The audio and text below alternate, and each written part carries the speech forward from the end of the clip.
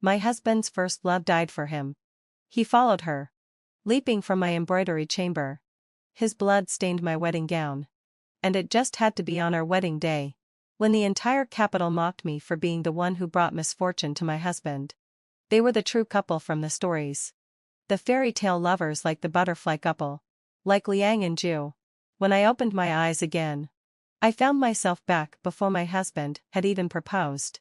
I quietly tore up the marriage contract, shattered the tokens from both families, and thereafter, I paid no heed to my betrothed. In this life, I set you free. The daughter of the imperial censor, Rebecca, had hung herself. Today was supposed to be the happiest day of my life, my wedding, with the top scholar marrying me. But whispers from the front hall shattered the peace of the banquet, and the dreadful news quickly spread to the inner chambers. It was said that Rebecca had taken her own life because the man she loved had married another woman. My husband, Felix, lifted the red wedding veil from my face. The phoenix crown, adorned with pearls and jewels, gleamed as it caught the light in the mirror. Yet, I saw tears welling up in his eyes. He said, "Yvonne, I have spent my whole life trying to repay you, but you don't understand who my true love is. You only use gratitude to bind the one I love the most. But the truth is, whether on my 6th birthday or at the spring banquet at 16, you were never the one by my side. Therefore, you will never know that. Regardless of life or death, I will always be with her." Felix's words hit me like a thunderclap. He overturned the ceremonial wine, shedding the crimson wedding robes. In that moment, Felix, had unfulfilled wife's sigh, dressed only in plain clothes, left my bridal chamber. The guests, stunned, watched as he, the newly crowned top scholar, ascended to the embroidered tower with a determined expression on his face. Felix wore a gentle smile that I had never seen before. He said, "You are unwilling to let go, but I have never yielded. After all, a fine sword is nothing compared to the deep bond of an old sword." Then, let out a low sigh. Felix leapt down. Blood poured over my wedding dress, soaking it from head to toe. But Felix's face was strangely peaceful. He had finally done what he had always wanted to do. My husband, Felix, fled from me, whom he hated, and ran towards the one he loved. When I woke from the dream, I opened my eyes to find myself back in my former chamber. The sounds of mockery and ridicule about how I had cursed my husband, leading to the death of my whole family, still echoed in my ears. Those voices drove me into a corner, accidentally knocking over the book cage Felix cherished. In an instant, the secretive, beautiful scrolls of women's portraits were revealed before my eyes. Rebecca sitting, Rebecca standing, Rebecca reading poetry, and Rebecca whispering sweetly to Felix. Each portrait in the cage was an intricate memory, carefully etched by someone. I recognized Felix's handwriting, where he had painstakingly described every encounter with Rebecca. The tale of a scholar and a beauty, from a chance meeting to vows of eternal love, passed swiftly before me. It wasn't until my fingers brushed against a familiar stroke that I remembered I had already caught a glimpse of this tragic, fated love story. That year on the Lantern Festival, Felix had opened the book cage alone, carefully unfolding each portrait of a beautiful woman, tenderly maintaining them. Felix's eyes were truly captivating, like the moonlight coating water, with a starry tenderness that made my heart burn with longing. This was a side of Felix I had never seen. Yet, even this unintentional tenderness vanished when he turned to see me. Felix sternly reprimanded me, accusing me of eavesdropping and spying, a disgrace to a lady. He punished me by locking me in the embroidered tower, making me miss the Queen's spring banquet. But all of this was because he was ashamed for me. His fiancée, to see him meet with Rebecca in secret at the banquet, setting up a trap I could not stop. In the painting of the spring banquet, Felix and Rebecca exchanged loving glances, and then pledged their eternal devotion. Felix embodied all the qualities of a romantic hero in the stories: the deep, unwavering love, the steadfastness that moved the heart, and the willingness to sacrifice everything. The only flaw was that Felix came from a poor background, living under the care of others, while I, the daughter of a merchant family, had been betrothed to him since childhood. He studied for the imperial examinations because of this. I naively thought that he was ashamed of his humble origins. So, I devoted myself to him, lighting incense for him every night, gathering rare books and classics, and hiring tutors to teach him. Other young ladies had makeup, silk, and fashion, but I gave him everything I had, even learning to cook and tend to his inkstone. Then, one day, my parents went on a business trip and died in a tragic fall from a cliff. I wanted Felix, the only male in the family, to help with the funeral rites. But instead, he lifted his eyes from his scroll, furrowing his brow, and rebuked me, saying, "Yvonne, you are so unreasonable. The exams are coming soon. Do you not know how much time is needed to handle a funeral?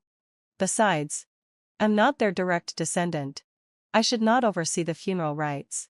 My eyes reddened, but I could not find words. He was right. In both emotion and reason, I had overstepped. But in Felix's cherished scrolls, I saw a different story. I, overwhelmed by the sudden death of my parents and the weight of the funeral rites, could barely take care of myself. Felix, however, put down his scrolls and, instead of worrying about the approaching exams, spent time in the rouge shop, patiently waiting for the charming ladies to test face powders. The women in the paintings were not like me, plain and forgettable. Rebecca was striking. Her beauty like snow under the moon, fairer than any mortal. She smiled at the copper mirror, her spring-like radiance glowing, while Felix stood behind her, devoted and focused. At that moment, the noise of the world and the divide of our social classes seemed insignificant. In my dream, I wiped away my tears. Again and again. When my parents passed, Felix not only did not console me but harshly scolded me in the storm. My heart ached, but I endured it. However, when I discovered that this proud man, who had always been as cold as the ice of the mountains and as distant as the crescent moon over the desert, was now playing with rouge like a lovesick girl, his passionate gaze as tender as a puppy's, I realized that not all true feelings are returned. Some hearts are destined to fall into the mud, trampled upon by others. For I stayed stunned for a long time after I woke up. The maid, seeing I hadn't moved, stifled a laugh and helped me sit up. "Miss, what's wrong? Your beloved Felix has finally arrived at the house today. Come on. Get ready. We must dress you in the most delicate peach pink flowery gown. And invite that old woman who does such a great job with your hair." The maids filed in, all smiles. Who didn't know that from today, the future son-in-law would be staying here? And they had all heard that he was handsome, more beautiful than Pan An, and so they had already given their hearts to him. When I finally realized that everything around me was identical to what it had been 3 years ago, the maids and matrons had already turned me into the brightest new money heiress of Bianjing. I was momentarily blinded by the familiar wealth and hurriedly pulled off my hairpins and jewelry. "No need for that," I said, waving away the servants. "Whether Felix truly holds the marriage contract in his hands remains uncertain. So why make it any grander than necessary?" With my head adorned by 2 silver hairpins, I wore the simplest of women's robes and made my way to the front hall. It was as if the embroidery building had leapt into another realm, split between light and shadow. Yet Felix's figure in a green robery appeared before my eyes. In the previous life, Felix had been crowned as the top scholar. When he was honored in the Golden Hall, riding through the streets on horseback, the courtesans in the flower houses had joked, "Felix rides past, leaving his green robe in our dreams." A jade-like gentleman, unparalleled in the world. As Felix turned back while greeting my parents, his gaze met mine. His youthful eyes sparkled with a faint joy. "Has Yvonne overslept again?" he asked. With my plainly applied makeup, he likely mistook me for simply another instance of laziness. But I furrowed my brows and snapped, "Who are you? How dare you speak so boldly? Mocking an honorable young lady?" Felix froze. He had not expected me to be so indifferent. But Felix was Felix, accustomed to acting as my fiancé. After a brief moment of surprise, Felix's eyes curved into a smile, and his lips curled into a slight grin. "Yvonne, why the anger? I'll just pretend I never saw you like this."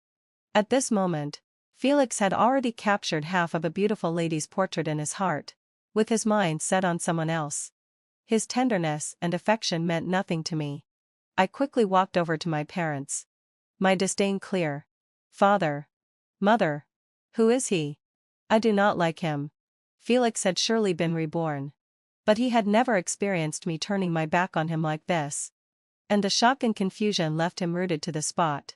Someone as noble as him would never remember the humble merchant's daughter who treated him like a jewel in the past, and instead likely wondered if I had truly lost my mind. Felix came from a scholarly family. Yet by his generation, all that remained was a plaque from the former dynasty and to parents working the land. Felix had sworn from a young age to study hard and take the imperial exams. But his family had only half an acre of land and could scarcely afford the travel expenses. Until his father found an old marriage contract tucked away beneath the pickled vegetable jar. With this contract in hand, Felix traveled to the capital in grand style, making his way into my home. In the previous life, I had skillfully smoothed over his initial awkwardness and the sensitivity of being dependent on others. I didn't want to see Felix embarrassed. So I suggested that, since we were still young, he might first become my teacher and teach me to read and write. Thus, Felix found his footing. And both the elders and servants of my family treated him with respect as a teacher. But this time, I made no mention of asking Felix to teach. A young lady's moods are always fickle. My parents were not surprised that only a few days ago I had been thinking about Felix. Now, upon our first meeting, I openly scoffed at him. They simply didn't bring up the marriage, and instead told outsiders that Felix was a distant relative, staying temporarily in the capital for the exams. But Felix would not settle for this. I deliberately ignored him for a long while. But Felix, undeterred, did not grow discouraged. One day after dinner, he respectfully cupped his hands in a bow and sincerely thanked my parents for their generosity in offering him a place to stay. Felix then repeated his intentions, humbly acknowledging his humble origins and stating that he was far below me, the daughter of a prestigious family in the capital. He was willing, after passing the exams, to marry me according to the full rights, as a scholar's legitimate wife. His figure was striking, like the gods had crafted him with care. His eyes, sharp and clear, seemed to reflect the autumn waters, and his demeanor was refined, carrying the air of one accustomed to reading ancient scrolls. No wonder I had fallen for him at first sight. Felix was a young man of great learning, martial prowess, and outstanding charm, with an even temperament and polished manners. He was courteous and graceful in every interaction. Did he wish to marry me? Was it out of genuine love? No, Felix had always seen me as nothing more than a promise to be fulfilled, a stepping stone for his rise to success. But my parents, despite knowing all this, were still moved. Since the founding of the dynasty, there had been only two ways for a lowly merchant family to rise from their position. One was for the younger generation to excel, pass the exams, and enter government service, thus changing their fate. The other was for a marriage contract to be arranged, allowing the descendants to escape their lowly origins. Felix's words undoubtedly sparked a deep hope in my parents' hearts. But I would rather this faint hope be extinguished forever, so it would not bring ruin to my family again. I threw my silver chopsticks aside, causing a sharp clink. Felix, you speak without shame. You claim you're not worthy of me. Yet you insist on marrying me, ruining my reputation as a young lady. And this marriage contract you speak of, you have never shown it to anyone. It's still unclear whether my grandfather truly made such a ridiculous promise with your family. Felix likely expected someone to deny it.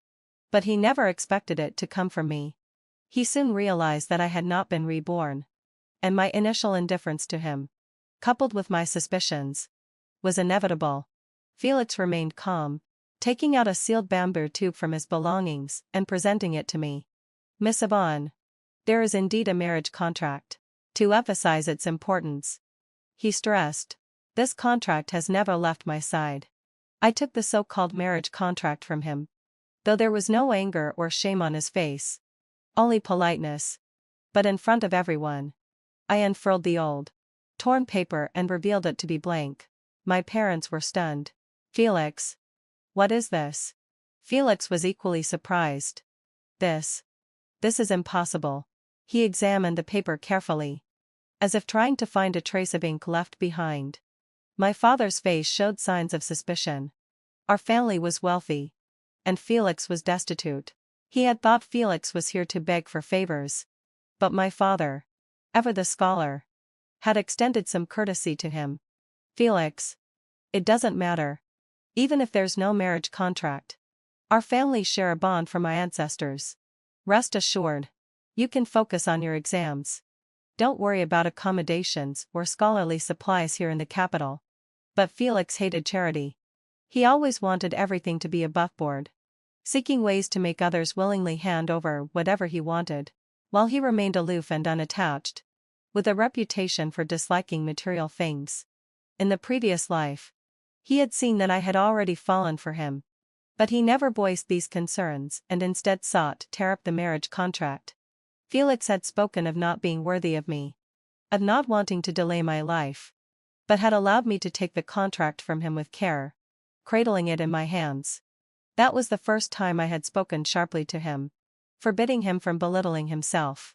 The man I would choose would be the best man in the world.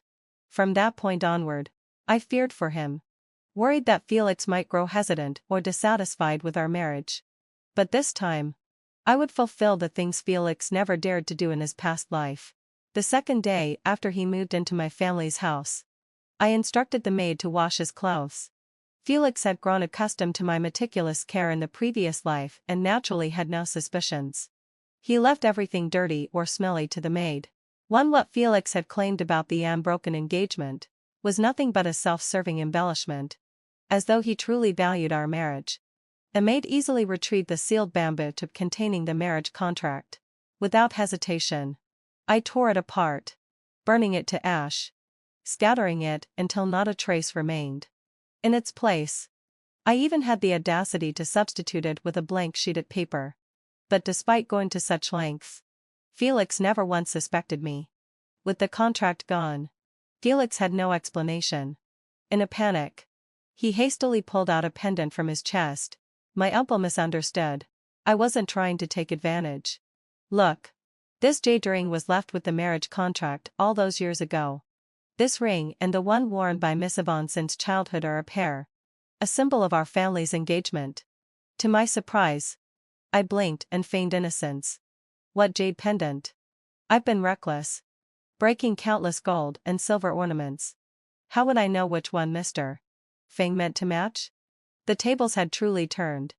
Now Felix dared to bring the engagement tokens, those symbols of his bond with Rebecca, to beg for my marriage. 8 The jade rings were meant to come in pairs, their twin shadows following each other. Hearts never to be parted. Before my grandfather passed away, he had indeed given me a jade pendant. He said, someone would one day unite the rings. If that man were rich and noble, I should marry him. But if he were mediocre, the pendant should be smashed on the spot. Our family had been in business for 3 generations. We never made a bad deal. But in my past life, I had foolishly refused to listen, insisting on marrying Felix, who had nothing, and reaped the consequences. Initially, having fulfilled my obsession, Felix didn't willingly reveal the jade ring to me. I had accidentally glimpsed it inside his clothes, an old pendant he had worn for a long time. Overjoyed, I hurried to tell him that I too had a matching jade ring. We were meant to be, after all. But Felix turned serious, scolding me for being frivolous. Should I also give myself to a beggar just because he wears this jade pendant? His words left no room for doubt. Shame and disgrace overwhelmed me in an instant. Taking advantage of my confusion, Felix reached out to take my jade ring. Forget it. We're not yet married. It's better to dispose of such an easily criticized item before people find out about our private matters. I was deeply ashamed and respected his wishes. But what I didn't expect was that my jade ring would end up in Rebecca's possession. The two of them held tightly onto those rings in their hands as they died. It was then that I understood too late. The matching pairs, the kind of love story meant for literary heroes, should never belong to such mismatched people like us. So, I accepted it. This time, I tore up the marriage contract. shattered the tokens. My marriage to Felix was now nothing but an empty promise. He had no choice but to endure humiliation and accept my family's generosity to support his imperial exams. But as a man, he remained outside the courtyard, and I was confined to the back gardens for leisure. The next time I saw Felix, a maid told me that a young woman had been sneaking to meet him through the side door. I told her to keep quiet about it. The maid obediently nodded, but then asked, "Miss, do you want to know what they said?" 9. The joys of a secluded lady's chamber were few, mostly consisting of catching others in secret meetings and making teasing remarks. But Felix, oh, how he was enjoying himself. The delicate bun loosely tied, with light makeup enhancing her beauty, Rebecca really was an elegant and radiant beauty. Yet, she could bear the pressure of being caught meeting Felix in secret. What courage she had. In the summer of Bianjing, with the east wind gently blowing, the thin clothing of young women rippled like waves. Rebecca reached up to gently adjust her messy hair, her soft, clear voice ringing out, "Felix, I follow you without a name or a status. Why won't you even give me a token?" Afterward, the beauty pouted playfully. "Others are privately binding their lives to each other. So why am I stuck with you? A blockhead? I think this jade ring suits me quite well. Consider it my little dowry." Rebecca affectionately reached out and took Felix's jade ring. Felix, all the while, just lowered his brow and nodded, utterly obedient. All love and indifference are truly stark contrasts. But none of us anticipated that Rebecca had other intentions. After taking the jade ring, she turned her nose up at the red string Felix had personally strung. Without hesitation, she discarded it on the ground, leaving only the jade ring in her pale, delicate hand. She playfully chided, "Felix, I still need a jade setting and some tassels. Go to the Jade Immortal Pavilion for the setting, and to the Zhuzhen workshop to find the embroiderer from Jianghan to make enough for me. By the end of the month, I want it. As proof of your sincerity." In truth, Rebecca's demands were not high. She simply sought compatibility in her match. Had Felix been a nobleman or had an eager Fianqi willing to give him a large dowry, these words would have been nothing more than casual commands. But the jade settings from the Jade Immortal Pavilion cost at least 100 taels, with no upper limit. And the Zhuzhen workshop was the top choice for Bianjing's noble ladies, with prices that could rival the value of gold. Yet Felix, despite knowing he could hardly afford Rebecca's requests, still agreed. A maid who had been watching from the corner of the wall laughed at how foolish he was. I wanted to laugh too.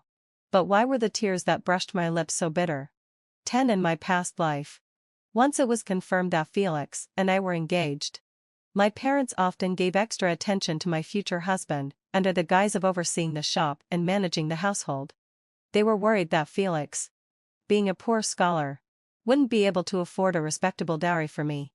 And although my family's wealth was technically my parents', they never begrudged anything for me. But after my parents' death, with no experience managing the business and no strength to protect myself, my family's wealth was completely swallowed up by Felix. He did everything for Rebecca, fulfilling her every request without hesitation, while with me, he could only offer neglect. Still, he honored his promise, marrying me after passing the exams. But the 3 letters and 6 formalities were only for show. The dowry was kept secret and, in truth, non-existent. But secrets are the most precious of all. In no time, the streets were buzzing with rumors that the newly appointed top scholar, Felix, had given me a priceless family heirloom as a dowry. Rumors were full of detail, claiming it was a plaque granted to Felix's family by the previous dynasty. But what I received was a wedding without substance and a groom who had already been through a tragedy of his own. I cried for no reason, and the maid was too scared to mention Felix's love story with the unnamed young woman for a long time. Until this day, when my father returned from his outing, he did not bring me a new and interesting trinket, but instead, with a stern and quiet demeanor, ordered me to go to the study. I thought he had finally discovered that I had been secretly going to the household accounts. But instead, Felix was there with my father, waiting in the study. I never got along with Felix. So after a brief greeting, my father, unfazed, picked up a jade pendant and asked me to take a good look. He said, "I heard your jade pendant was broken. So Felix has been working day and night, copying and saving money to have a new setting made for you. And even strung it with a cord. Had it not been for the embroiderer at the XIUXIN workshop, who happened to ask me about when Felix would settle the remaining balance, I wouldn't have known about this. Yvonne. I see Felix is quite attentive to you. My father had come to speak to me about a marriage proposal. But it was all a false alarm. No wonder Felix's face looked just as bad as it did when he first came to ask for my hand. I certainly did not dare accept the jade pendant that Felix had painstakingly made. It wasn't because I was trying to matchmake him with Rebecca. It was just that if I accepted it, my father would certainly think I had tacitly agreed to the marriage. I pretended to take the carefully crafted pendant. And with a tone of disdain, I said, "What's so great about this broken jade? Are you going to sell your daughter for it?" At the same time, I let the pendant slip from my hands, letting it fall from my father's and my own grasp. The jade ring hit the ground and shattered with a sharp sound. Felix's face turned an unpleasant shade. But I wasn't surprised. I stepped on it again, causing it to break further. From the sound of it, it couldn't have cost more than 100 or so taels. Luckily, having fulfilled my obsession, it wasn't taken out. Otherwise, I would have died laughing. Feeling the dullness of the situation, I turned to leave. My father covered his eyes, exasperated, but was helpless against his unruly daughter. He turned to see Felix's displeased expression and, with a wave of his hand, gave him 200 taels to settle the matter. Felix had been troubled by a lack of money. Now, the money was no longer a problem. But the token of affection Rebecca had specifically asked for was gone. He must have wanted an explanation from me. But I avoided him, staying in my room, learning arithmetic and bookkeeping from my mother. By the time I was capable of independently managing the small shop, Bianjing had already entered late autumn. I spent my time dutifully tending to my parents. When I suddenly heard the news that the daughter of the censor-in-chief, Rebecca, had gotten engaged. But this time, her husband was not Felix, but a distant cousin from Rebecca's family. My parents, who had been in business for years, knew many people and were quick to express their thoughts. They sighed about the many noble families in the capital who appeared to be rich and full of jewels, yet were filled with rot inside. Rebecca's family, too, was no exception. Now, their years of financial loss were finally about to reach a breaking point. What did it matter? Being high-ranking officials, if they still had to sell their daughters to make up for their deficits? Rebecca's fiancé was a local waterway head, a pirate who had spent several thous and taels in bride price and was able to marry into a noble family in the capital. When this news broke, Rebecca came to our side door, crying in Felix's arms on several occasions.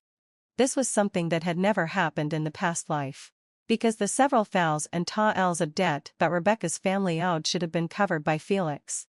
Using my family's money. Rebecca's sorrow and regret were evident, and there was a hint of reluctance in her eyes. She was reluctant to leave her parents, reluctant to leave her lover, and reluctant to leave the capital. But she was not reluctant to marry. Because as a well-bred young lady, Rebecca had long understood that her marriage was not hers to decide. Before leaving, Rebecca returned to Felix the love token he had bought for 200 taels. Her red lips parted slightly, and her cheeks blushed like the softest rose. Her farewell lingered in the autumn wind as Rebecca softly said, "Felix, may we meet again if fate allows." Felix, however, surprised me by not trying to stop her. As the sun set, the young man, now weary and desolate, looked back and saw my flowing skirts swaying in the breeze. To my surprise, I could see confusion and delight in Felix's eyes. He hesitated, carefully choosing his words. "Yvonne, how did you end up here?" I smiled faintly and replied slowly, "This is my house. Why wouldn't I be here?" Felix hadn't fulfilled me. "Do you mean to chase me away? But my family let you stay here because we knew that the exams were difficult. Yet, instead of focusing on your studies, you are out here chasing after romance. Perhaps it is you who should leave." Felix froze in place. Even a top scholar like him could not accept being scolded by two beautiful women in a row. I couldn't be bothered with him. But I couldn't ignore him either. The late autumn snow came. And winter arrived in one night. Felix's parents, who had been struggling with poor harvests, had been living frugally. With the harsh weather, both of them fell ill one after another. Felix was greedy, but his parents were hardworking farmers.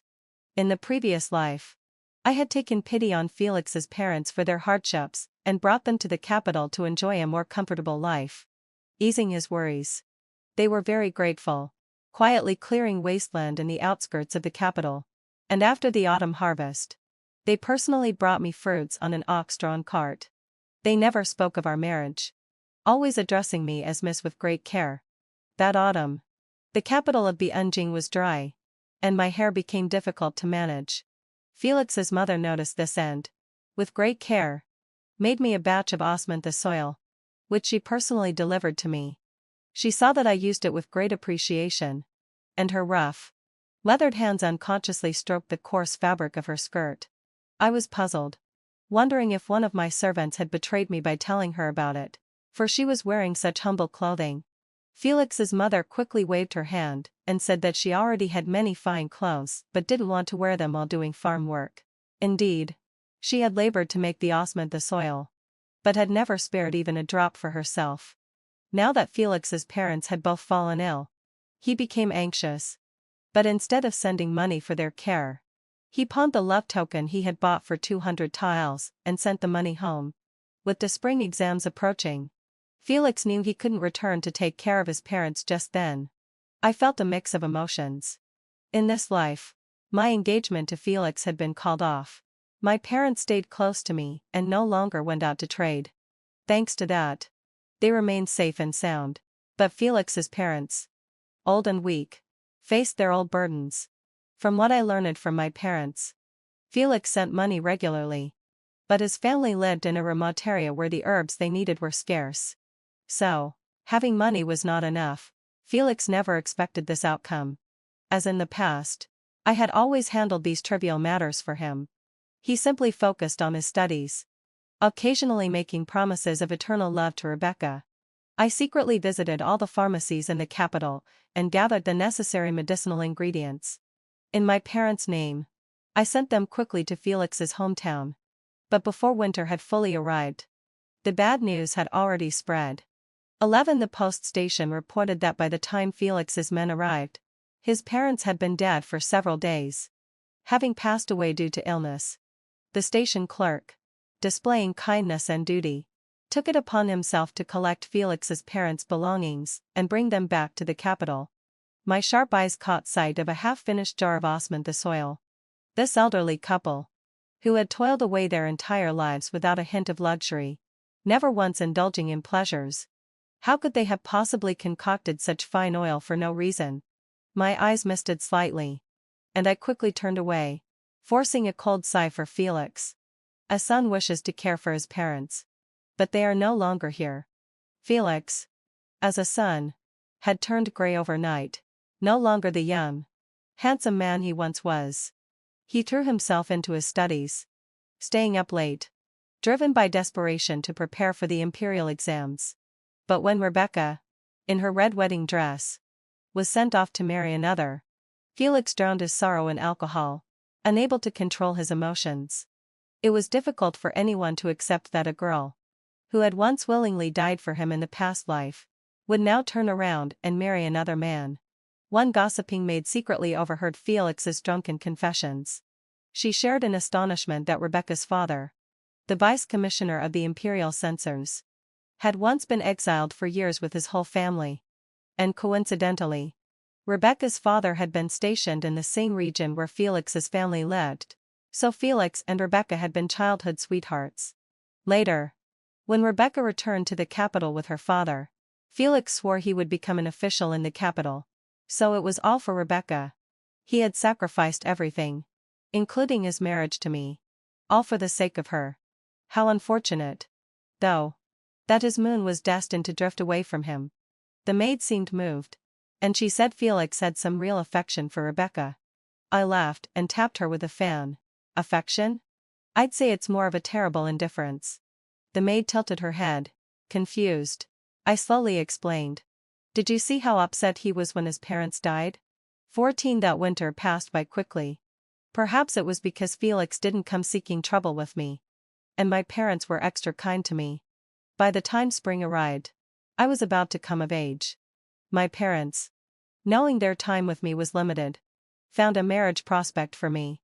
He was the young master of the local honey shop, a merchant's son. A proper match with us in terms of social standing.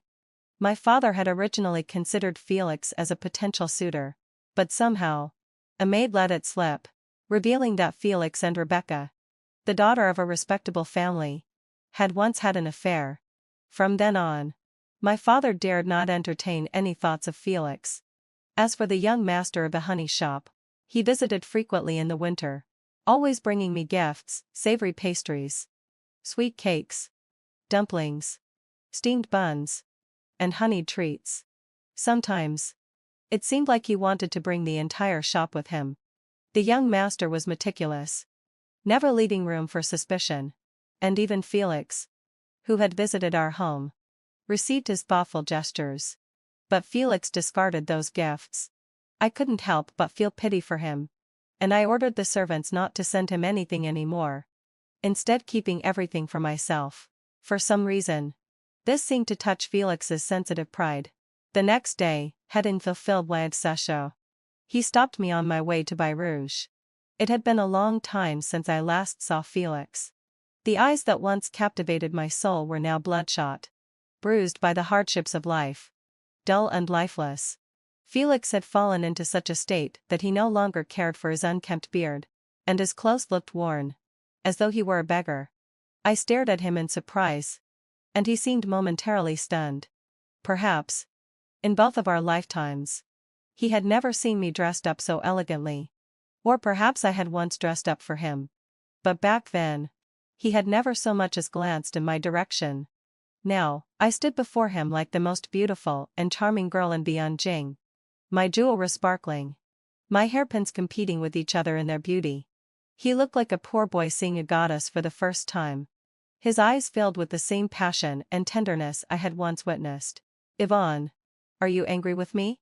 Are you trying to annoy me by seeking out a marriage proposal? His hoarse voice, filled with self-indulgence, made me want to curl my toes in shame. 15 Felix, show some self-respect. I have never had any acquaintance with you. How could I be angry? I pretended not to understand. Felix forced a bitter smile. Yvonne, stop pretending. I've known for a long time that you've been reborn. I said nothing, refusing to revisit old memories. Felix still believed that I was soft-hearted. He recounted in detail all the things I had done for him since my rebirth. You swapped the marriage contract, destroyed the tokens. Isn't it because you were upset that I didn't marry you in the past life? But I truly intended to marry Rebecca for eternity. Yet, you were jealous and broke my jade ring. You still can't let go of me. You may no longer show filial piety to my parents, but you've been secretly gathering medicine for them and quietly sending it to them. Yvonne, let's stop all this. From now on, I, Felix, sincerely wish to live with you, sharing everything for the rest of our lives. He spoke with such calm confidence, as if he had finally given in to my relentless pursuit and agreed to my desperate wish for marriage. But Felix's self-congratulation only earned him a slap across the face in the middle of the street. I was shaking with anger, my face burning with shame and rage. You shameless man. My family took you in with kindness, and yet you dared to plot to marry me, to claim me as your wife. In the crowded marketplace, my outburst quickly drew a crowd. I cried weakly, loudly accusing Felix of his actions. The fake engagement, repeated attempts to coerce me into marriage, those were nothing compared to the fact that he had been involved with someone else while still trying to hold on to me. The public loved to see men and women entangled in bitter love, and they loathed those who betrayed their affections. As more and more people joined in denouncing Felix, he was left speechless, only able to offer pale excuses. The scorn I had once faced now fell upon Felix, making him feel the shame I had endured. It was a punishment he could barely stand. But it wasn't the first time. I told him not to rush to die. The next day, had until filled my obsession. I filed a formal complaint, taking him to court. Felix had already made a name for himself as a top scholar, well known throughout Bianjing. With all my evidence, I once again catapulted his name into the public eye. Ultimately, the matter became so sensational that it reached the emperor's ears. The Hamlin Academy revoked Felix's qualifications for the imperial exams, banning him from ever sitting for them again. I had endured him for a while, not out of mercy, but out of careful calculation, seeking a clean and decisive resolution. Felix's reputation was in tatters, and my parents had kicked him out of the house. The once celebrated top scholar now had nothing left. Soon, met out a low sigh. The rumors about my entanglement with Felix reached the honey-glazed bureau. When the young master came to visit, I returned all the gifts he had previously given me. I said, it was my fault. I concealed too much and delayed the young master. After all, no one would appreciate a sharp-tongued, newly-wedded wife causing a scene in court. But that foolish boy seemed at a loss. His eyes read, "Do you still despise me?" He was holding fresh rose-flavored pastries, square wedding cakes, auspicious fruits, crystal winter melon dumplings, and pearl jade filled rice balls. I swallowed and said, "That's not it." Our marriage with the young master of Honeyglazed Bureau was to be arranged after the spring exam results were announced. I asked him why it had to be after the results were out. The young master, squeezing a milk cake rabbit into my hands, said, "Many families in the capital have already arranged their teacher's banquet. My family has many matters to attend to, so you can come in later for a bit of peace." I chewed on the rabbit's ear, mumbling, "What about the next time?" "The next time, we'll go out shopping," he replied. Truly, the young master was both considerate of his wife and practical. He told me clearly, "I've married a wife, not a servant. How can I ask you to work for me?" I remained silent. Indeed, a woman marries a man as his wife, not as a servant. Even the young master of Honeyglazed Bureau understood this. But how could Felix, the newly promoted top scholar from my past life, not understand? He was content to see things unfold, yet still resented me for taking the position of his true wife. I was expected to remain nameless and without status, helping him for the rest of my life. So, I waited in peace for my marriage, until the results of the spring exams came out. But what I hadn't expected was that this year's spring exam would be entirely different from the previous life. Felix, though stripped of his qualifications, still became the center of a massive cheating scandal in the history of our dynasty. There's an old saying, when there's no issue, there's no need to visit the Three Treasures Hall. Whenever there was something important, I would go to pay my respects to my parents. They were unfazed, pulling me aside and sending away the servants to discuss the recent scandal in the capital about the exam fraud. The cause of the scandal was that dozens of candidates had copied the same article during the exam. Had the article been mediocre, it wouldn't have mattered, but it was a brilliant piece, flowing seamlessly, with every word hitting the mark, an extraordinary work of genius that struck at the heart of both the advantages and disadvantages of the system. After reading it, His Majesty immediately ordered a search for the source of the article. Even the punishment for the cheating scandal almost fell by the wayside. However, after an investigation by the Supreme Court, the culprit revealed itself to be none other than Felix. The same Felix who had been the center of attention not long ago. Felix was, after all, a new top scholar from the previous life, brilliant, talented, and accomplished. Even though he lost his qualifications for the exam, his extraordinary talents couldn't be hidden. Moreover, he had once participated in the palace examination, and now, using his previous experience, he skillfully defended himself, quickly gaining favor with His Majesty. Felix was undoubtedly capable. His petty romantic entanglements were irrelevant in comparison. His Majesty, feeling regret over such talent being wasted, promoted him to the position of an imperial scholar. But Felix refused. He petitioned the emperor for permission to marry someone. "He wants to marry Rebecca?" I interjected, unable to resist adding my 2 cents. Rebecca was already married, And the age-old drama to men fighting over one woman was always fascinating to the onlookers.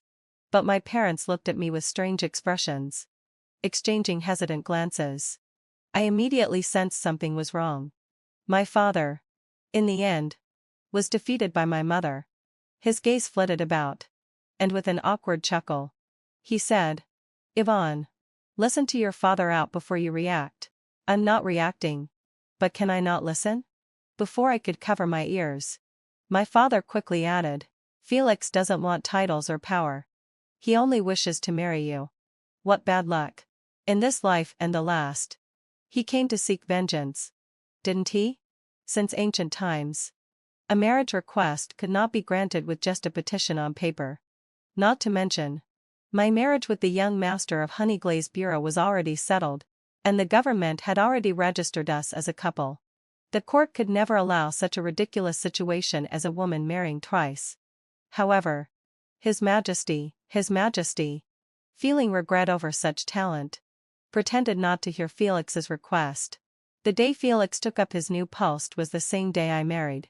His final struggle did nothing to change the course of events. He didn't go to the Imperial Academy to report in. Instead, he secretly snuck into my bridal chamber, which was decorated with red silk. On the day of my wedding, the decorations were just like the previous life. I once again sat before the copper mirror, its frame studded with jewels, my head crowned with a phoenix tiara, my wedding gown like fire. Felix quietly entered. I first saw the tears at the corners of his jaw and the pale thin lips in the mirror. His voice was weary. Felix said he regretted it. I didn't turn to look at him. In this life, I had fixed my hair, smoothed my brows, and carefully perfected my appearance, preparing to marry a high-ranking official. I only wished to resolve our grievances and end our hatred. Let us part peacefully and each find happiness. But Felix would not let me go. A new bride in the mirror slowly peeled off the lipstick, meticulously outlining her brows. "So what if you regret it? What do you want me to do about it?" Felix, hadn't fulfilled my say. "You're just deceiving yourself. You think that if you see me again, I'll change my mind and run away with you. Don't you?" I spared a glance at Felix, whose face was growing paler, and sneered. "But do you think you deserve such an outcome now?" Oh, I almost forgot. He truly thought he had the ability to make people fall in love with him to the point of obsession. In the previous life, Rebecca couldn't marry him and chose to hang herself in despair. But was that really Felix's charm? No, it was the heart of an innocent woman who gave everything for him. Felix didn't truly understand where his feelings belonged. He was merely regretting that in this life, I no longer sacrificed everything for him.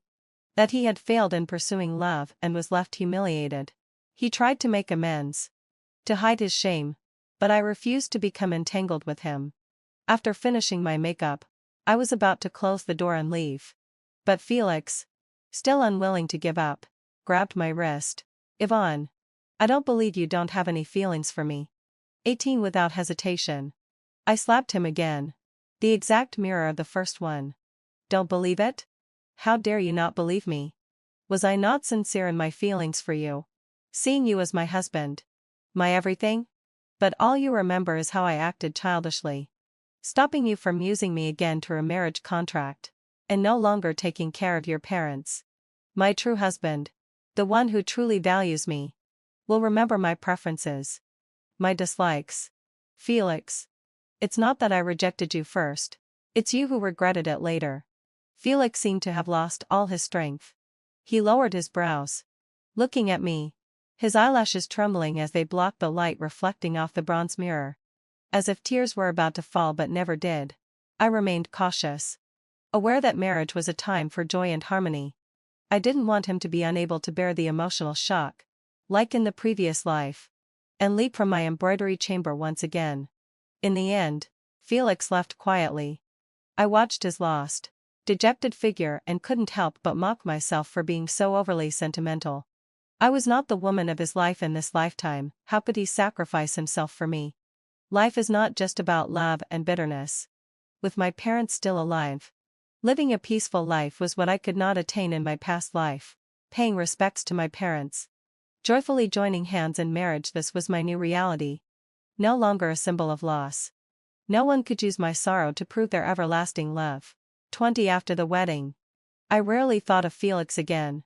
And even the past life seemed like a distant dream, slowly fading away with all its painful glamour. I began merging the honey shop's business with my family's. Soon, Manado Losai, the busiest and most prosperous street in Bianjing, was my own creation. And only then did the young master realize I was not some parasitic wife depending on a husband. A year later, when the spring exams results were announced, he had completely lost his influence in the honey shop's affairs. However, he had heard that, under my diligent efforts, even the ladies of the imperial harem had praised the honey shop. As a result, the honey shop's fame soared, and my family's business flourished alongside it. My parents enjoyed their time, becoming hands-off managers who spent their days amusing themselves with birds and flowers. Though Rebecca had married far away, her husband treated her well. The businesses I ran, cosmetic stores, fabric shops, and jade pavilions, frequently received orders from the waterway merchants, with designs and styles that Rebecca had favored before her marriage. It wasn't long before, by chance, a pawnshop clerk brought in a large scroll of beautiful portraits of women to show me, and I saw Felix again. He had reached his prime but was now gray-haired and bent. Though it was the day for his service at the Hanlon Academy, he wasn't wearing the official robes. Instead, his coarse hemp garments made him look like a rural youth coming to the capital for the first time. Felix wanted to pawn a cherished portrait of a woman he had loved for half his life, hoping to get enough money for his journey back home. The pawnshop clerk, who judged people by their appearance, opened the scroll in disdain. But when he saw the faces of the women, he panicked and invited me into the store.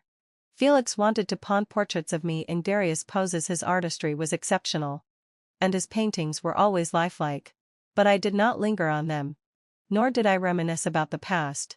Instead, I casually asked, "Felix, what happened to your old scroll of portraits?" 21 Felix clearly hadn't expected me to speak so kindly.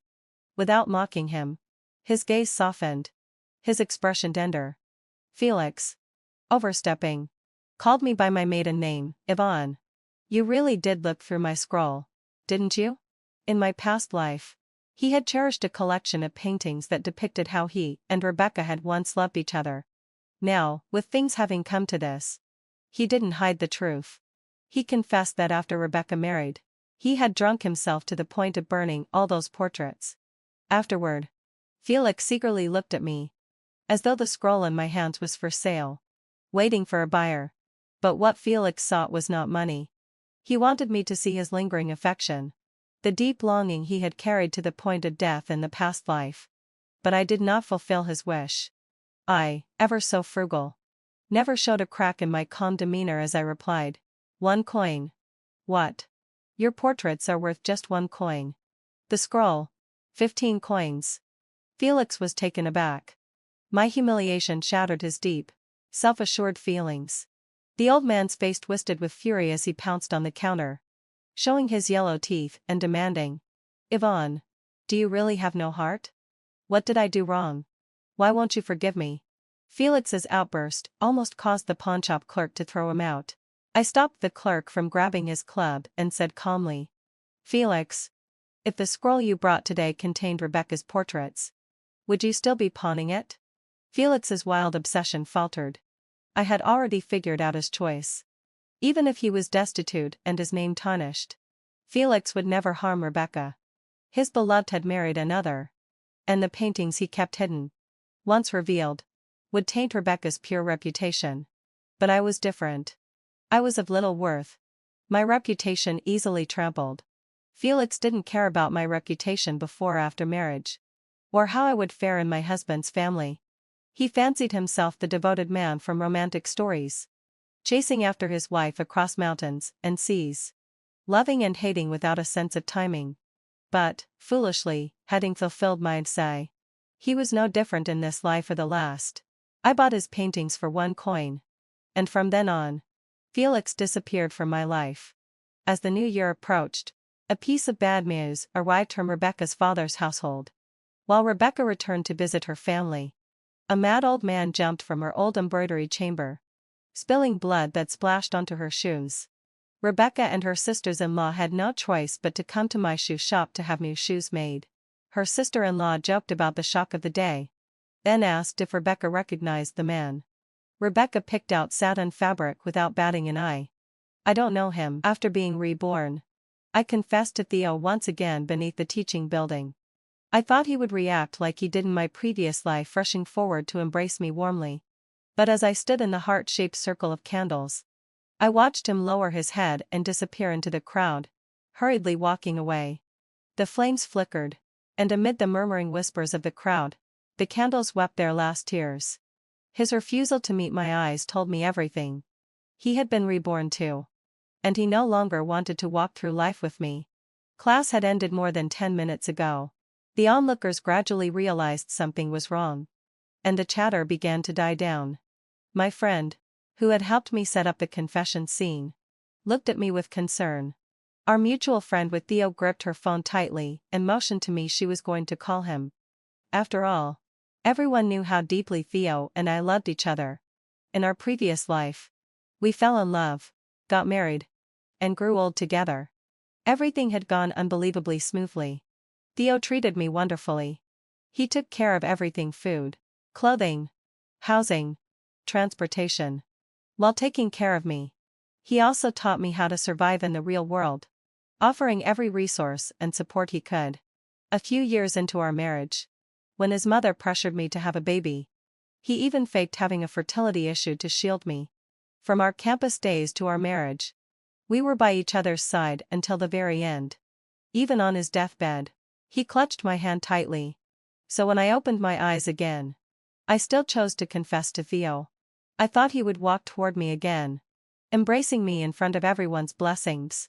But this time, he remained in the crowd and never came forward. My friend took a few steps closer, snapping me out of my reverie from our past life.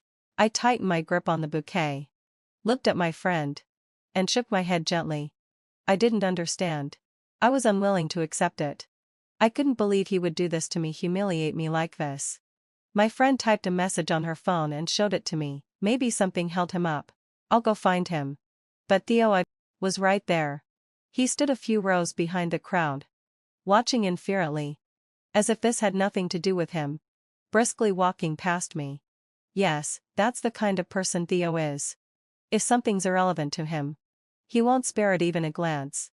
And my confession was irrelevant to him. This was the first time I faced Theo's indifference head-on.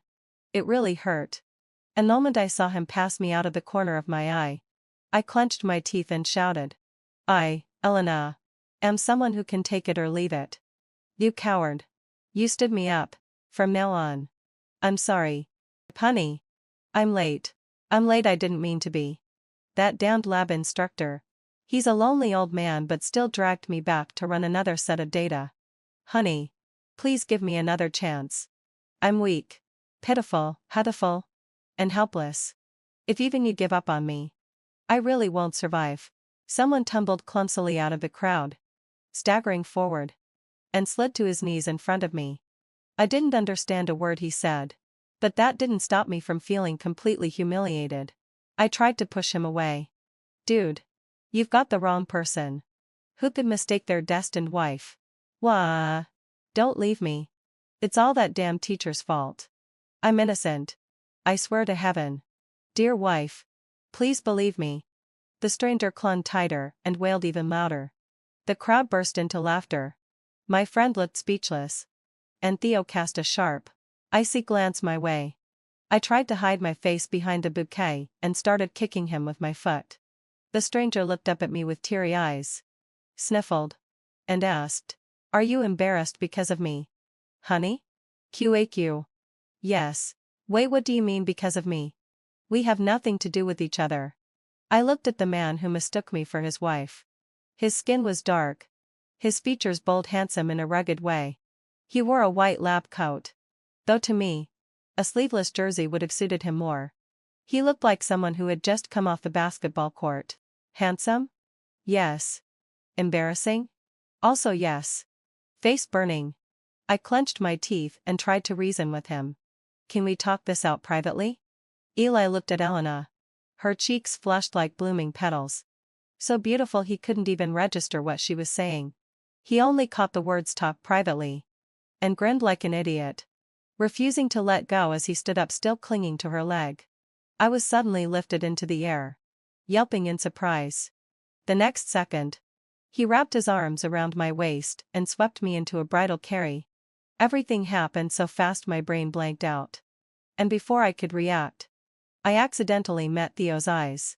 But the unfamiliar scent surrounding me, and the murmurs from the crowd, pulled me back. Did you see that? So sweet. Now we know who the real confession was for. I feel bad for that girl. Pooh Relena. I watched Theo standing silently in the crowd.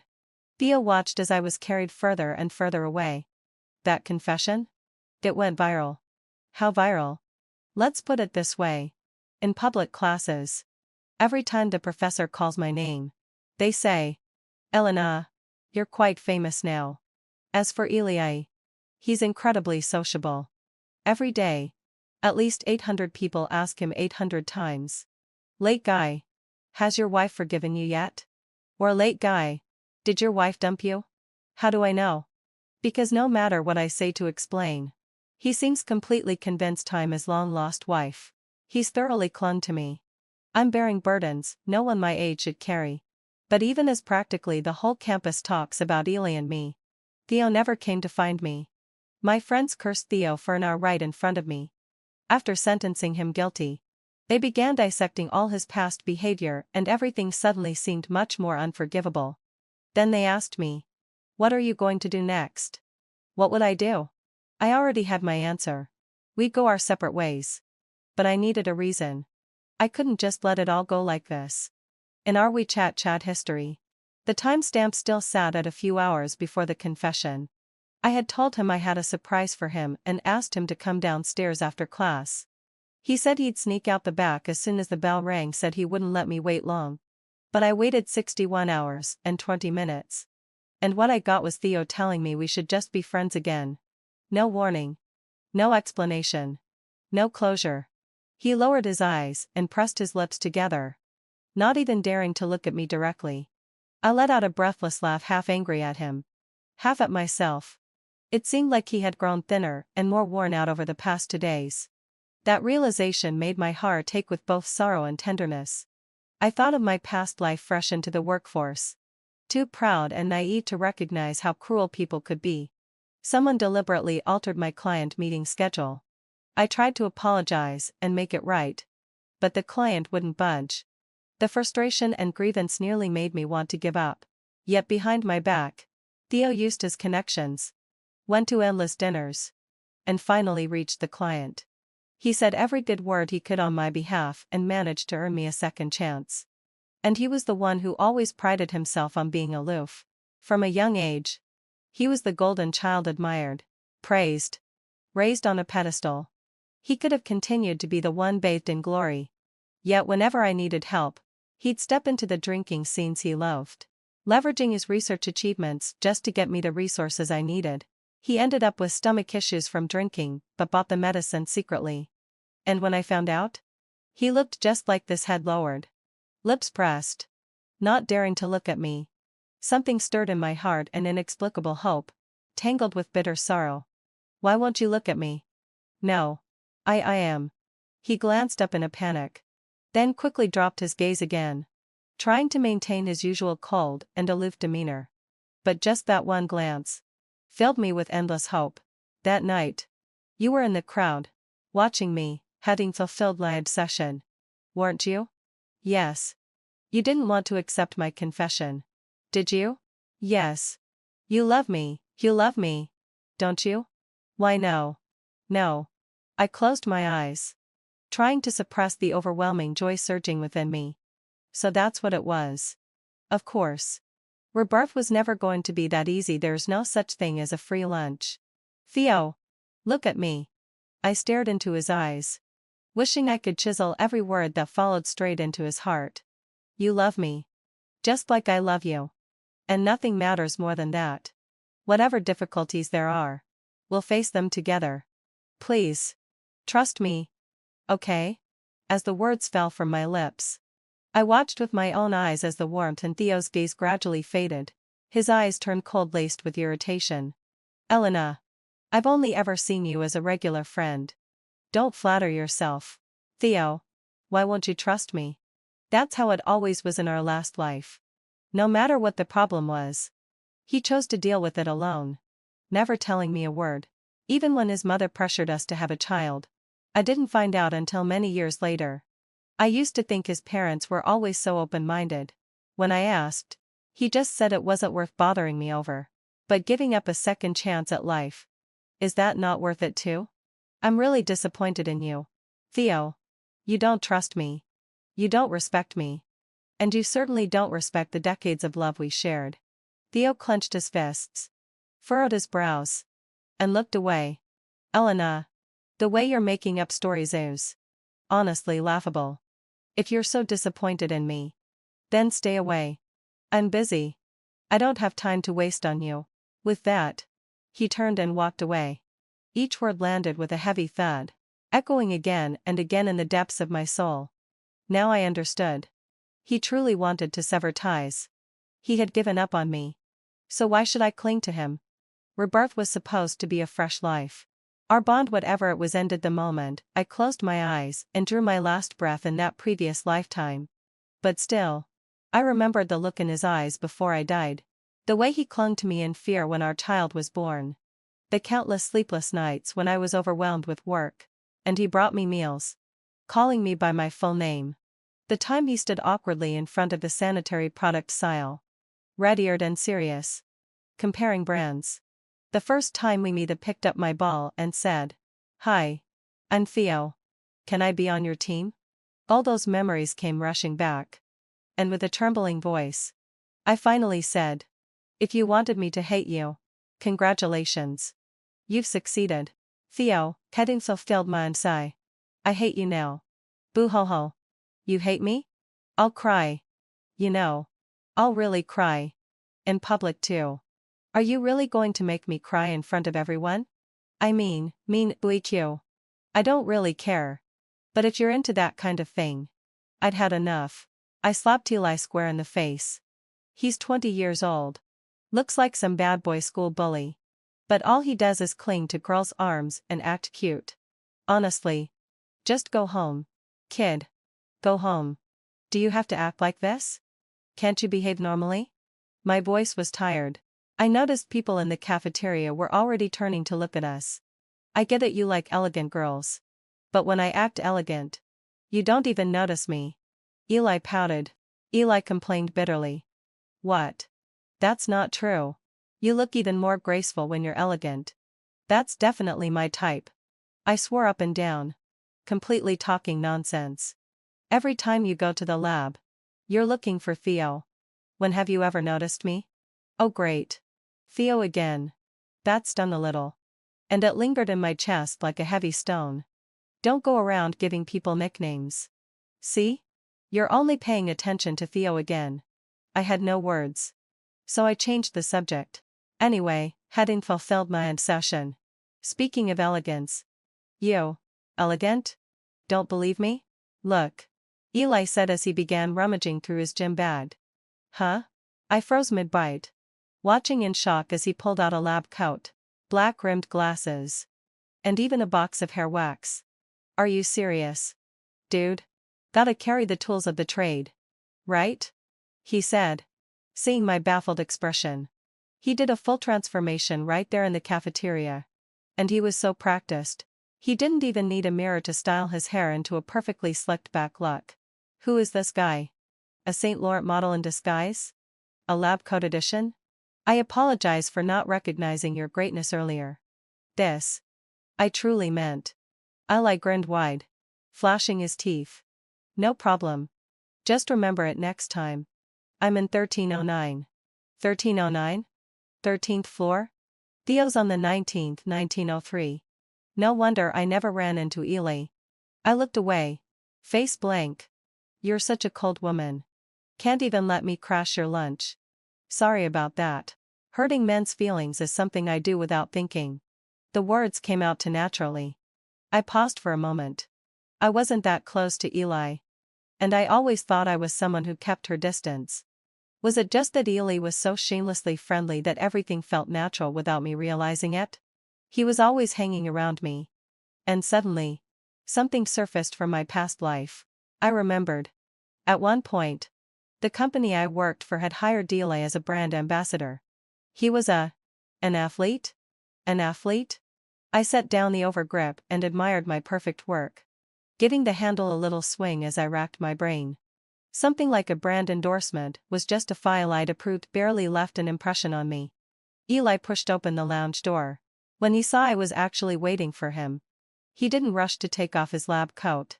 Instead, he paced back and forth in front of me, still holding data sheets. I smacked his butt with the racket. Nice smack. Gave me solid feedback on texture. You wander around in your lab coat all day, don't your professors yell at you? They do. Ely replied as he adjusted his posture, long fingers resting on his buttons. He was still putting on a stern face, kind of abstinent looking. But all my casual wear is just more lab coats. So all they can do is grumble.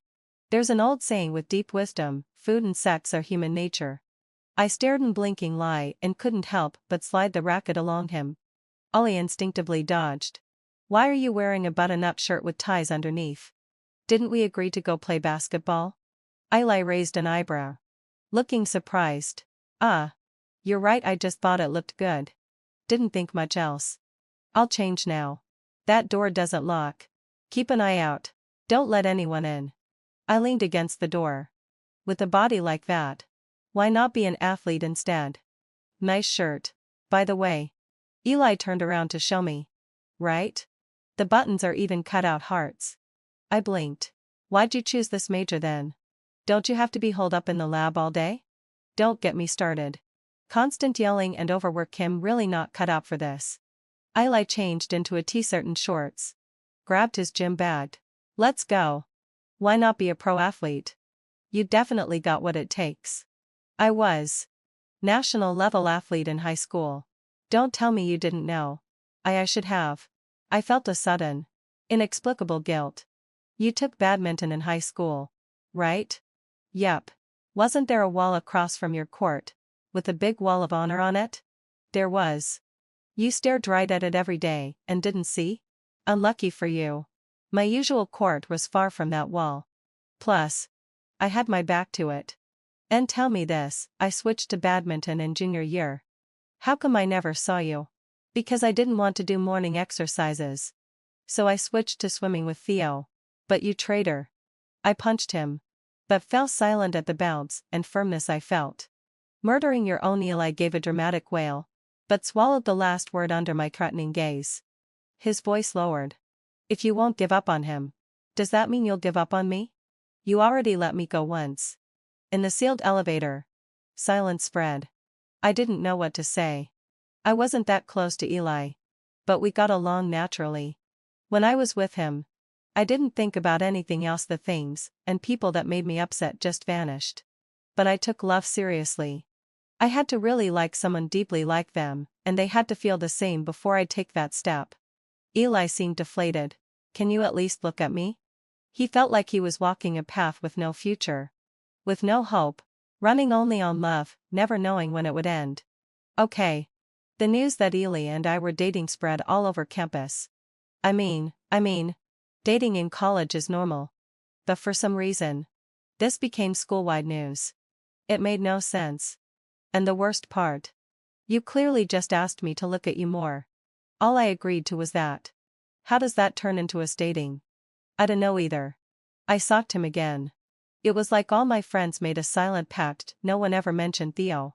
As if the other person in that confession night fiasco had never existed. All their comments were about Eli.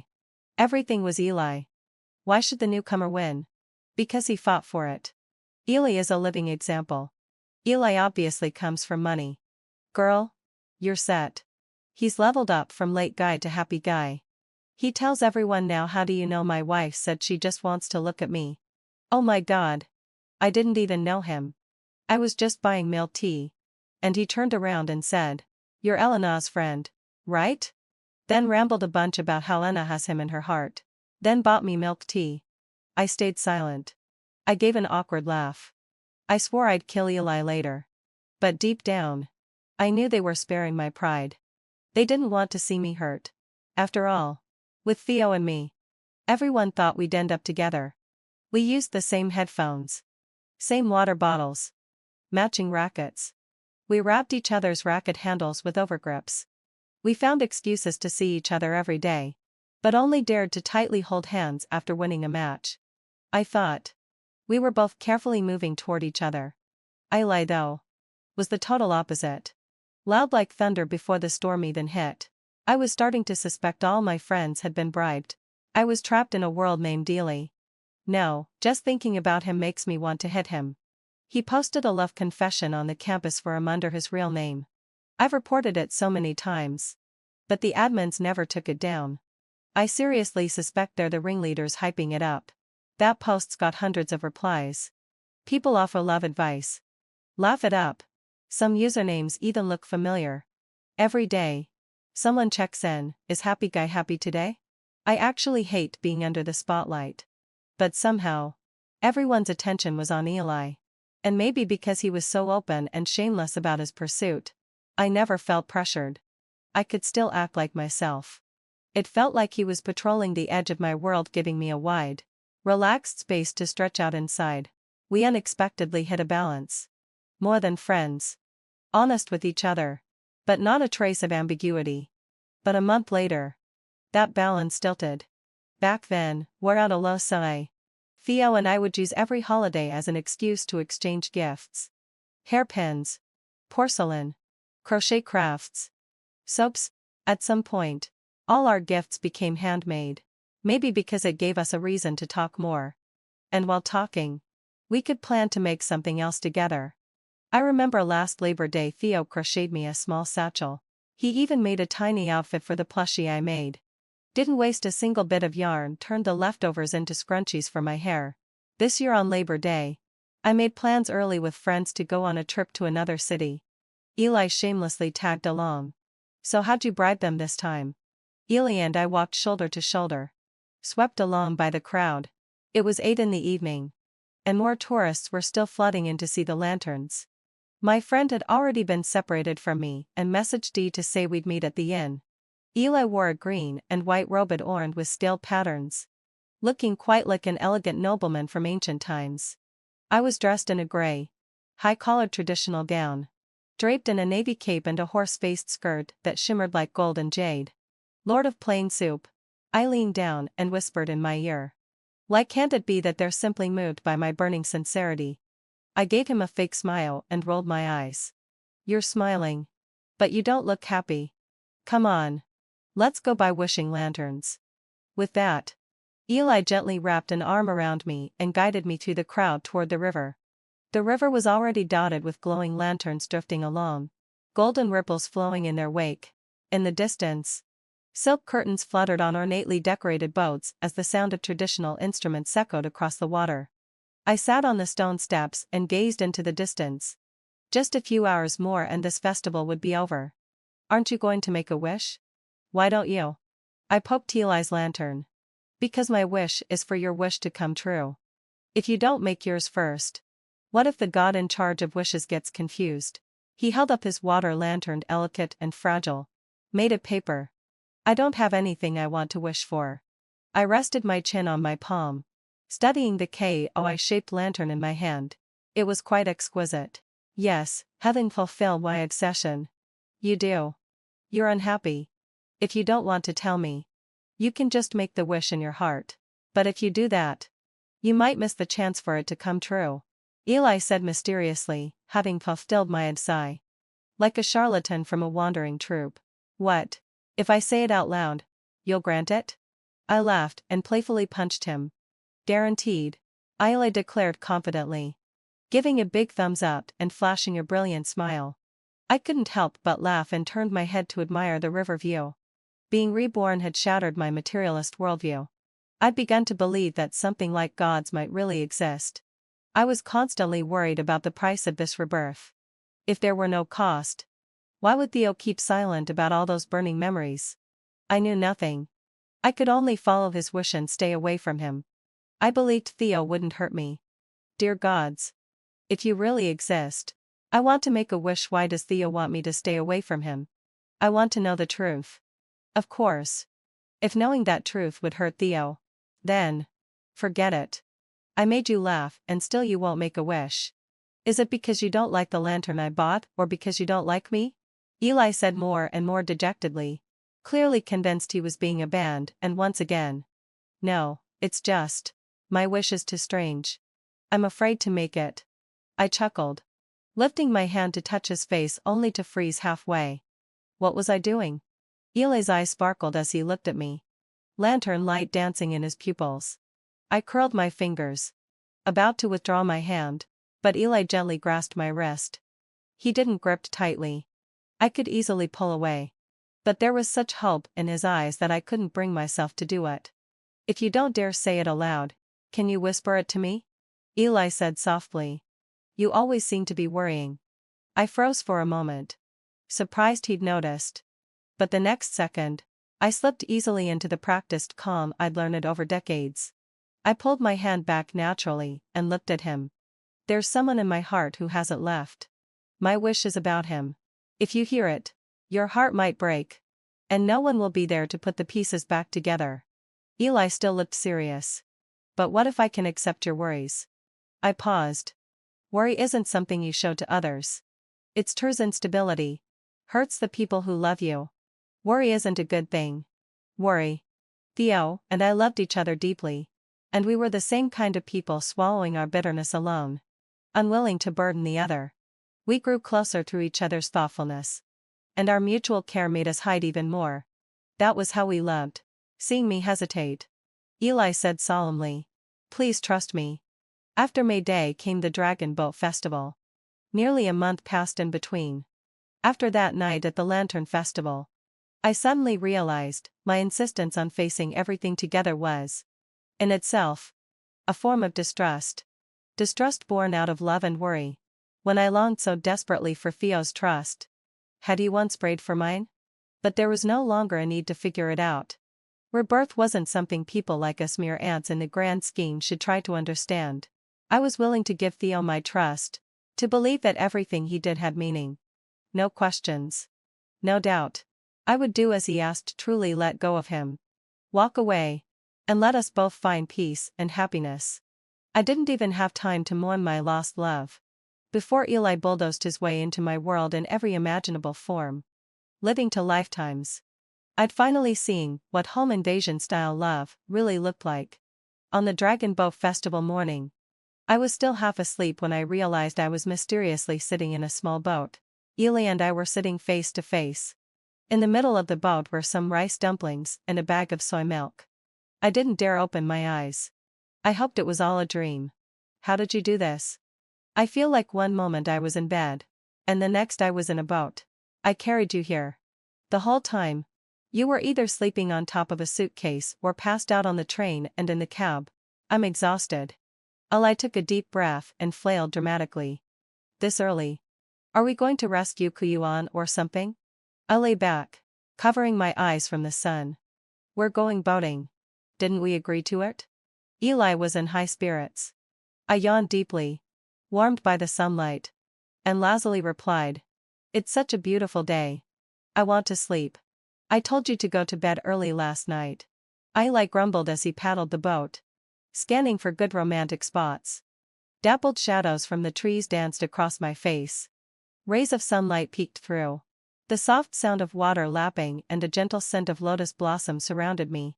Suddenly, Eli pounced over and landed next to me, splashing a few drops of water onto my face. The ripples shimmered. I was feeling too cozy to bother hitting him. Eli nestled into my neck and quieted down after a playful jab from me. One arm wrapped around my waist, the other slid under my head as a pillow. His legs fidgeted, trying to rest on me another smack. So he pulled me into his arms and flipped over, letting me lie on top of him.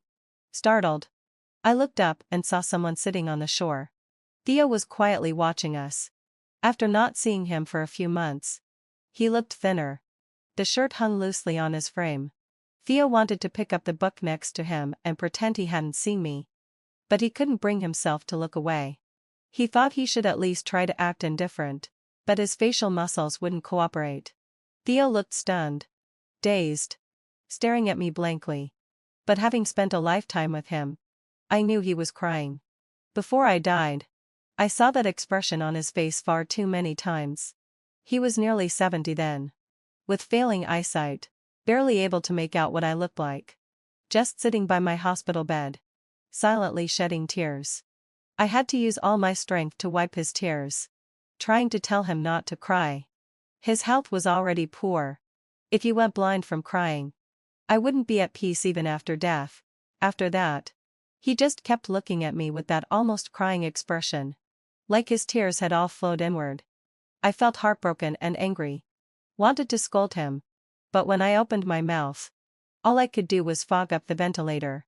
Now I want to scold him again, but I can't open my mouth. It wasn't until Eli pressed the back of my neck, and my face rested against the side of his neck, that I realized the skin there was damp. I was already crying. Eli held me tight. So tight I could barely breathe. What should I do? Baby? I want to cry too. QAQ.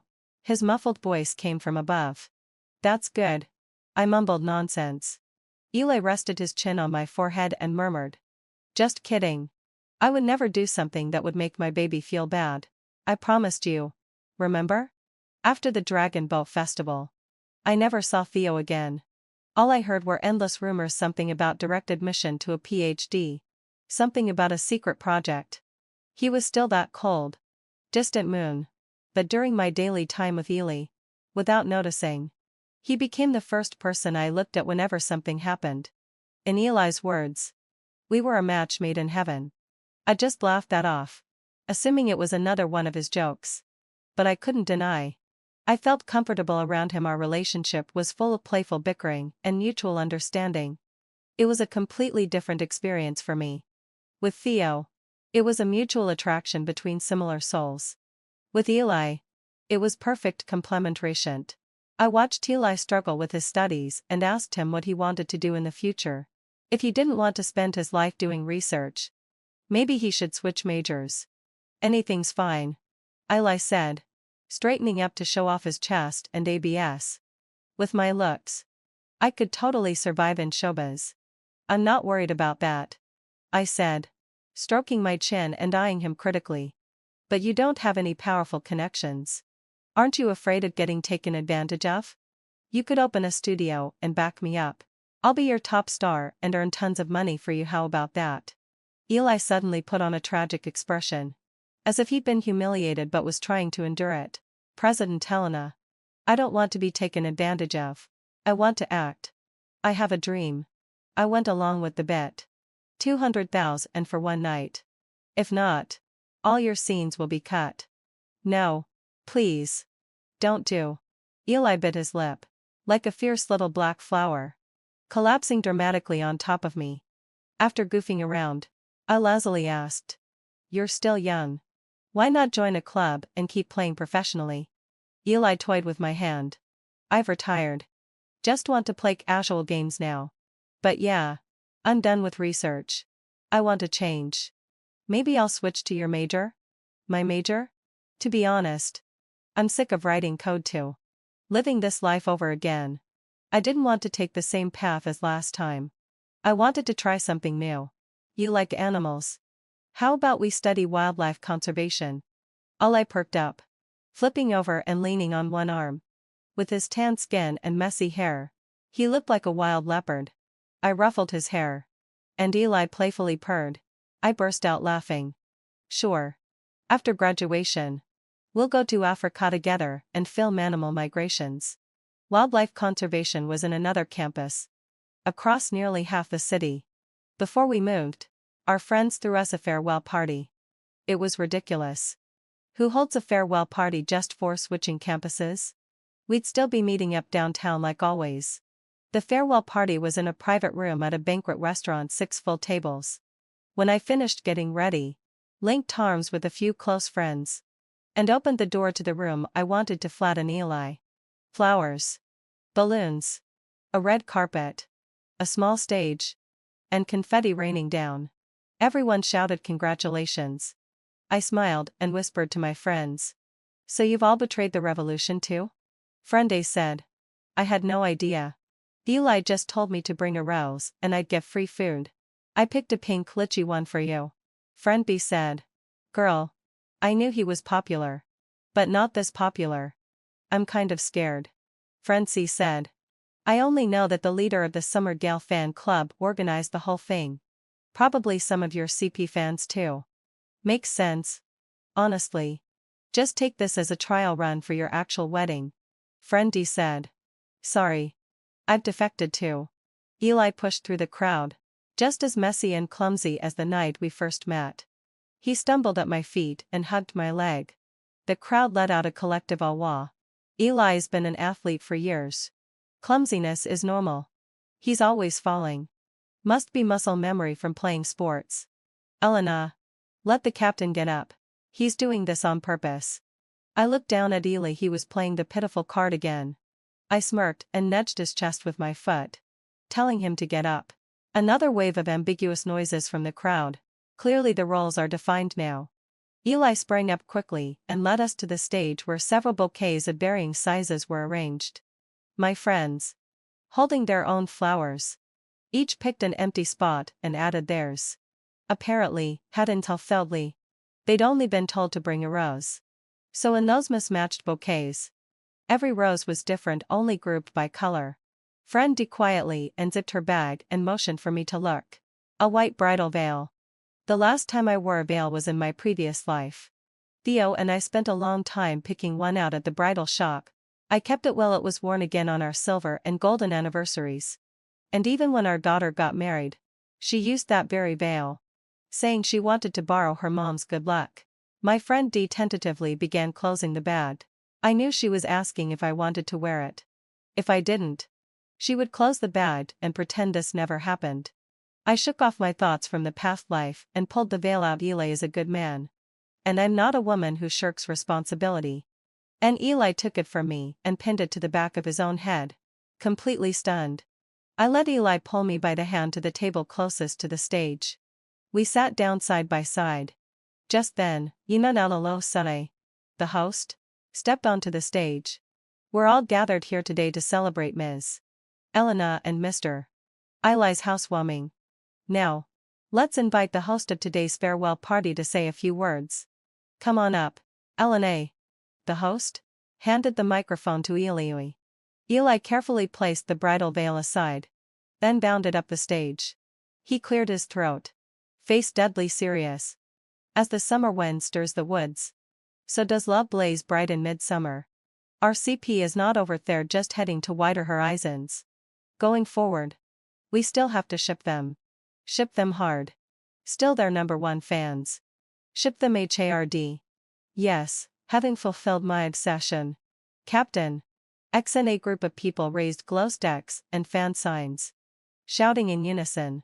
I even saw my friend D in the crowd, screaming herself hoarse. Eli solemnly declared, next, let's have our CP on stage to give out some sugar. Come on, people. Stay hyped. Don't embarrass yourselves. Yes. And the atmosphere was absolutely electric. Eli jumped off the stage and reattached the veil to his head. Like some kind of demon banishing ritual. He looked both reserved and shy. His little black flower persona was back. Eli glanced at me with anticipation. All coy and bashful. I was speechless. But couldn't help smiling, gotta admit. This was actually kind of fun. Grasping Eli's hand, fingers interlaced, I strode confidently up the stage. The crowd fell silent. Hundreds of eyes locked onto us. After so many years as a CEO, I wasn't fazed. But Eli grew nervous. I couldn't tell if he was blushing beneath his bronzed skin, but I felt it in his hand. His fingertips trembled, and his palm was damp. I raised our joined hands high like a trophy.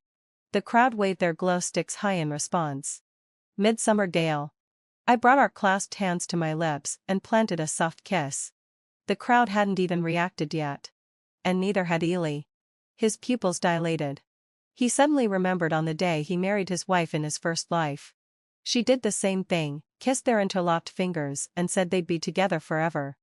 Then in the second life, she was taken from him. Damn it. It's been 103 years. 78 days. 15 hours. 3 minutes. And 9 seconds since he last had a pure love with his wife. He wanted to cry. But he held it in.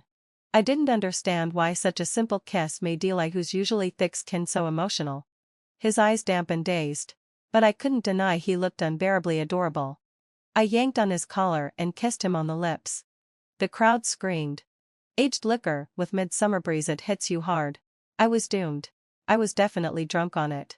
But halfway through the farewell party, I was called away. One of Theo's mutual friends contacted me. Theo had gone missing.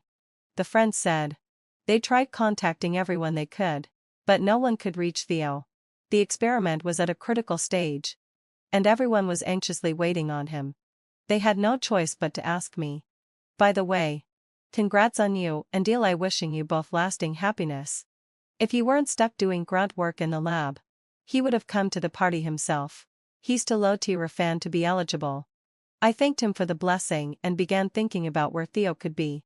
Theo was always a quiet, low-key person. In our past life, his entire world revolved around me and his research. In this life, where would he go? I went to the off-campus apartment Theo and I had rented in the past life.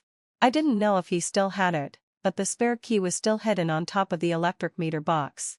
I turned the key. My breath caught. The dimly lit room was covered with photos of me. Walls, windows, ceiling, floor, every surface was plastered with pictures of me. Some were photos of me with others, with the others cut out. Some were fan art from shipping threads, with certain characters cropped away. Some were pulled from my social media, and nearly all my posts were downloaded and printed out, covering the walls. Each photo had tiny mosquito-sized handwriting recording diary entries. But most of them work and had shots taken from several floors up or even across the street. There was no furniture in the room. Just a single beanbag chair, exactly the same model I used in my previous life. The floor was littered with my framed photos. I couldn't even find a place to step. I picked up one photo after another, fragments of my past, and walked to Theo. He was lying in the beanbag, as if asleep. When are you going to tell me? I'm really worried about you. I sat beside the beanbag, hugging my knees, looking around at the photos. Theo turned to look at me. Have you fallen in love with him? I looked into his eyes, thinking of everything with Eli. I couldn't help but smile. He's such a vibrant boy, how could I not fall for him? Theo raised his hand, as if to gently touch the corners of my smiling lips. Having spent a lifetime with me, just one look into my eyes and he knew I had been reborn too. And now, with one glance, he knew I had truly fallen in love with Eli. Theo's lips curved gently. His smile so light it almost wasn't real. That's good. I used to be so scared. I always thought you were brave. You dared to imagine things others wouldn't. Dared to try what others feared. You went so far down the road of scientific research. Remember when I first started working, you gave me the courage to fight for that tough client. As I spoke, I grew increasingly conflicted. Theo seemed like a contradiction, a cowardly brave man? Theo lowered his hand. Head bowed. It wasn't me giving you courage. I had seen your brilliance. I just wanted you to become who you truly are. This is my third life. In the first lifetime, you and Eli were together until old age. I did a lot of insane experiments. And so I was reborn. I stole you away. But you didn't even live to 70. Elena. Your hair hadn't even turned white yet when you left this world. I am really sorry. I quietly listened to Theo's choked voice. And then came this lifetime. There were too many variables. I didn't expect you to retain your memories. You're supposed to return to your own path, that's the right track. So I couldn't tell you. You shouldn't fall in love with someone just because life is short. But I'm out of options. Every day, I'm afraid. Afraid you'll die even earlier than you did last time. I know I was wrong. I'm scared. I stayed silent for a long time before finally patting his shoulder. Your lab's still waiting for you to save the day. You'd better get back. When I closed the door, I saw Eli waiting for me in the hallway. He was leaning against the window, dim light casting shadows across his face, obscuring his features. The moment he saw me, he strode over, slung his arms around me. pressed the elevator button, and complained. What were you even talking about for so long? I'm starving. Then let's grab a bite before heading back, I replied. For a while, we said nothing. The elevator was quiet. Just before we reached the first floor, Eli suddenly blurted out, "Can I have one of those pain rooms too?" I didn't react at first. When I realized what he meant, my expression went blank and I elbowed him. Hard. That was way too cringe. So cringe it was disturbing. Eli looked aggrieved. Why can he have one? Just because he remembers 3 lifetimes? I remember them too, I said coldly. He won't be getting another one either. After graduation, Eli and I drove an off-road vehicle through the African wilderness, chasing wild animals and camping under the open sky every day. We hit over 100 million followers on our video platform. All thanks to Eli showing off his pain bag in front of lion cubs and getting chased by their mom. Luckily, having fulfilled my ancestors, I had practiced my drift driving skills enough to get him out in time. Otherwise, what kind of good leading man doesn't have a butt?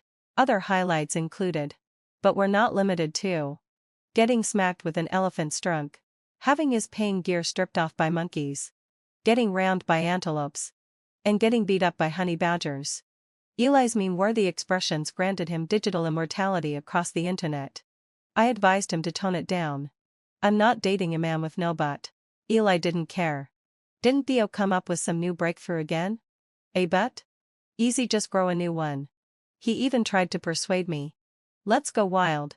And ask Theo for a resurrection voucher. Wouldn't it be amazing to show off our love right in his face? I pushed his face away in exasperation. Don't waste public resources. Eli kept babbling, trying to convince me. We were unwilling test subjects in his immature time experiments. We deserve compensation. All those resurrection vouchers, why not use them? Why waste them? We were forcibly separated for so long. I'm so aggrieved. Can't we really use just one? How about 3? Then,